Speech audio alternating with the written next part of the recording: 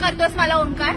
माझं लग्न झालंय आता आणि मला एक लहान मुलगा सुद्धा आहे, तरी तू मला भेटायला बोलवलंस, तेही विघ्नेशला घेऊन. अगं शांत हो प्लीज, ऐक माझं, मला काहीतरी विचारायचं आहे.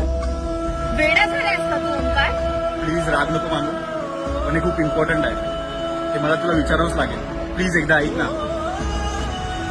हा ठीक आहे, बोल बोल. विघ्नेशचं वय किती आहे? विघ्नेशचं वय 14 आहे. पण का? ऐक ना, आम्हाला दहींडीसाठी ना 14 वर्षाचा मुलगा पाहिजे होता का? अगं लास्ट मोमेंटला आमचा एकटा आजारी पडलाय आणि आता फक्त 10 दिवसच उरले. प्लीज त्याला रात्री प्रॅक्टिसला पाठव ना, प्लीज पाठव ना. त्याला ना आम्ही लक्झरीत बसवू आणि डोक्यावर फिरव. प्लीज त्याला पाठव ना, प्लीज प्लीज प्लीज. बघ्या भावा, बोल भावा. हा एक्का भेटला भावा, एक्का भेटला. गोणीत भरून घेऊन ये त्याला. हा आलो आलो आलो. ऐक ना, ती ओढणी दे ना. ओढणी? अगं पट्टा हरवलाय ग, प्रॅक्टिसला लागेल. अरे